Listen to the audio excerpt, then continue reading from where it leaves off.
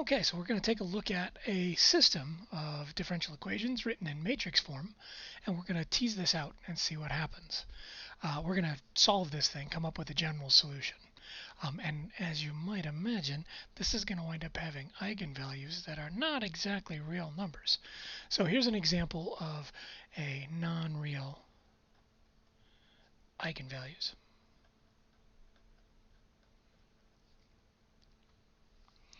So what are we going to do? Well, in this case, we need to figure out, first step, find our eigenvalues.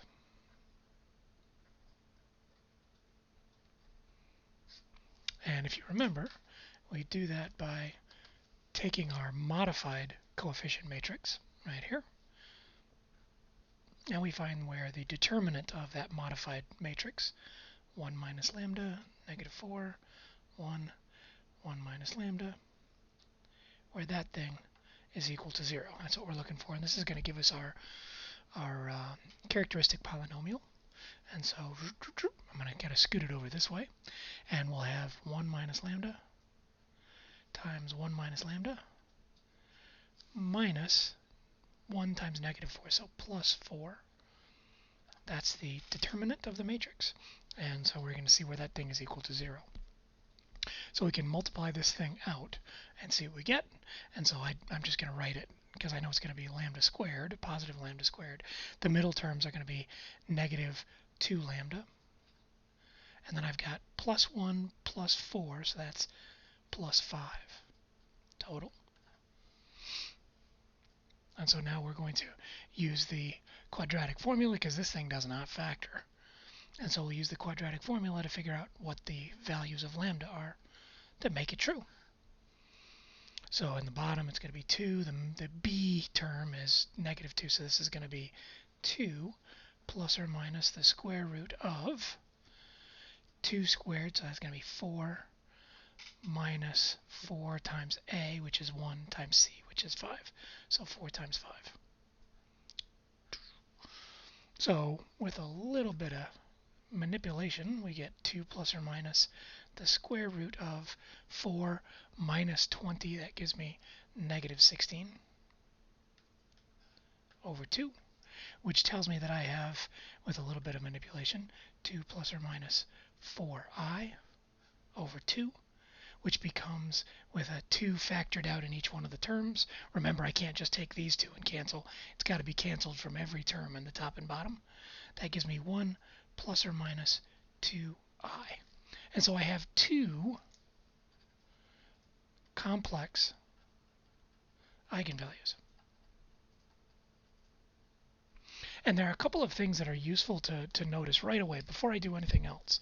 The first thing to notice is that a plus bi, that a right there, that thing is positive. So that's positive 1.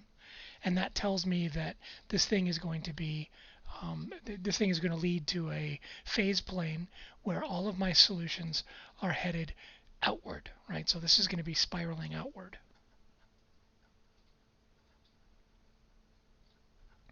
And we'll come back to this later on to see how that works. And then this 2 right here, the 2 tells me what the frequency, or the period, either way you want to think of it, the period of the spiraling is going to be 2 pi over that thing right there. So this is going to be 2 pi over 2, so just pi. The period of spiraling is going to be pi, right?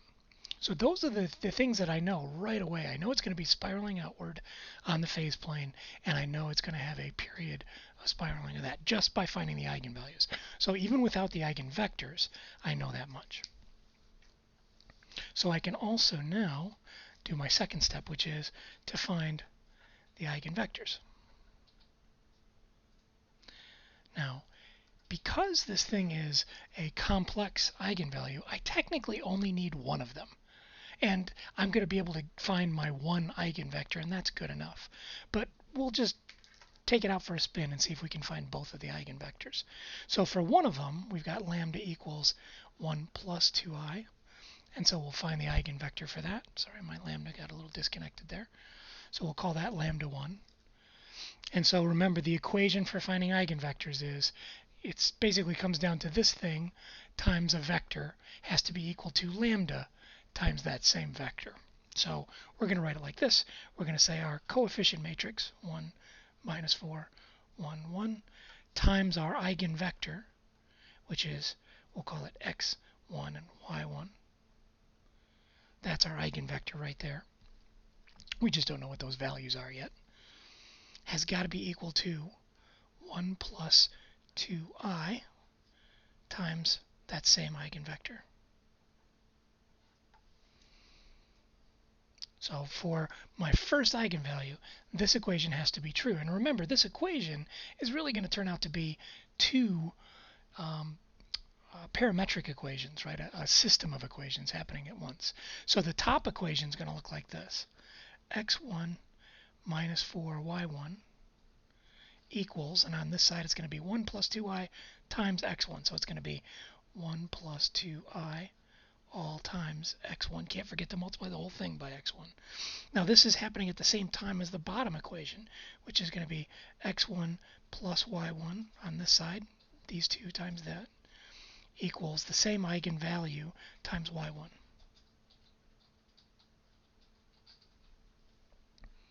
And I have to treat those together because they really are the same, or they're part of the same system. So with a little bit of effort here, I'm going to say, okay, manipulate these equations. And on the top, I'm going to get all of my x1s on one side, and then my y1s on the other. So I'll have minus 4 y1 on the left, and then once I move this x1 over here, you'll see x1 subtracted from x1. So that's going to go away, and I'll just have 2i times x1. The top equation is just that. The bottom equation, I'm going to move my y1 to the other side, and so it's going to be x1 on this side equals, and when I subtract the y1, that goes away. That first term on the right-hand side goes away. And so I'll just have 2i times y1. Now, again, on the surface, this may look like these are two totally different equations. But if you solve them both for y1, then you find out that they really are the same thing. So this guy right here, if you solve it for y1, you get y1 equals, divide by negative 4, and you'd have negative 1/2 I x1. And this guy down here, if you solve this thing for y1, you'd have y1 equals, now I'm dividing by 2i, and because that's an imaginary, dividing by 2i is the same thing as multiplying both sides by negative I, right? And so dividing by 2i is like multiplying by 1/2 times negative I. And this really does turn out to be y1 equals negative 1/2 I times x1. Now, again, you don't have to take my word for it. You can do a little bit of algebra to figure it out. But these really do turn out to be the exact same equation, and both of these are telling me an eigenvector direction.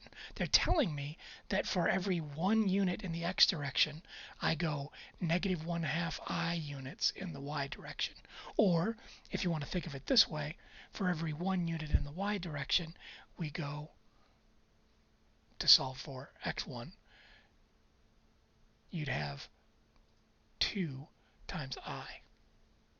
Right? So either way, if you want to think of it this way, this is really telling me the eigenvector, so v1 for my vector 1, has got to be equal to, I always prefer just plugging in 1 for x and then seeing what the y equals. So 1 here, and then negative 1/2 I. Both of them are telling me the same thing. Now, if I wanted to, I could find out what lambda 2 is going to be equal to, or excuse me, the eigenvector for lambda 2. And remember, that's just the complex conjugate of my first eigenvalue. And since these guys are complex conjugates, we can pretty much expect these guys down here, the eigenvectors, to be conjugates of each other in a way. So again, I'm going to work through this process just because I want you to see how it works. Using the exact same process as before. This time it's x2 and y2 because we have a different eigenvalue.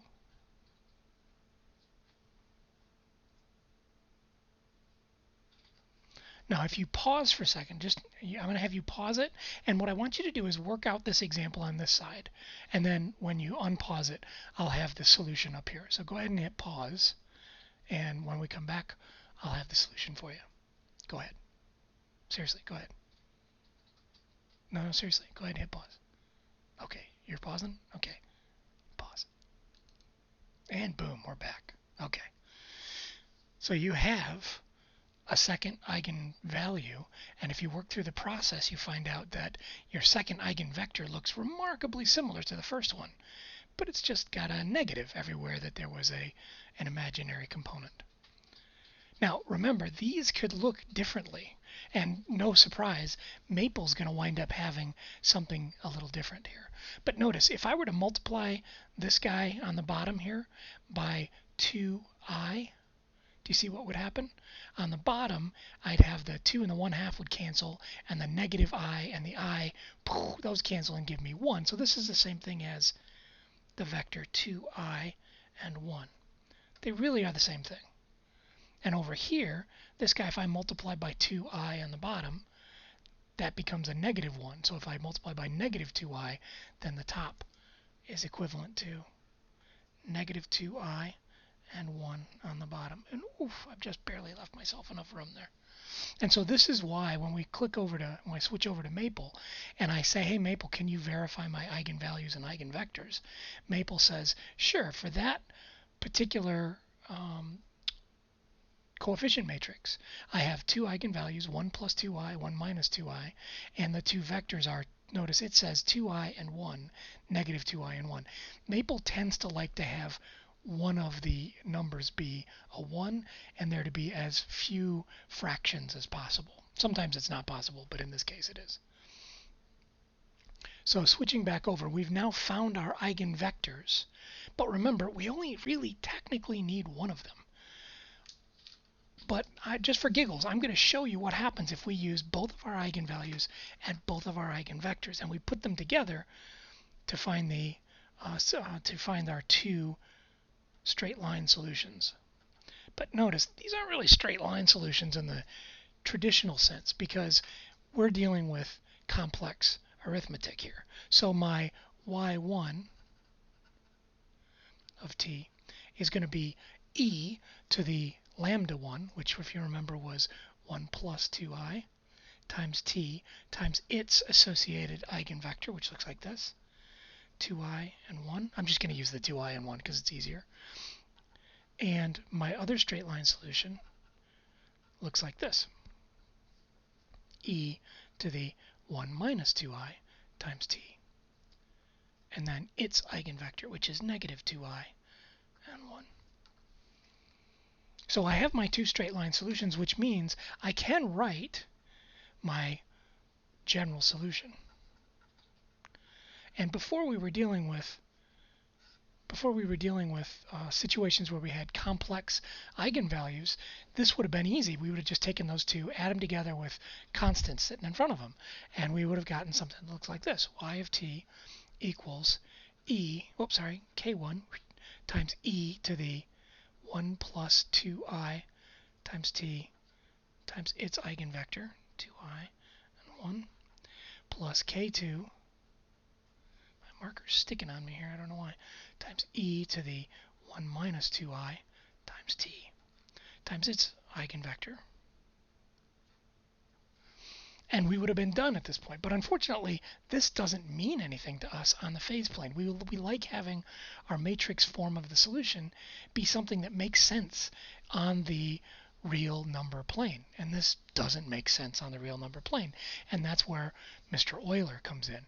So I'm going to borrow another piece of paper here, and we're going to continue this. But what we're going to do is use the Euler expansion and see what happens. So I'm going to scoot the paper up here. Give me a second.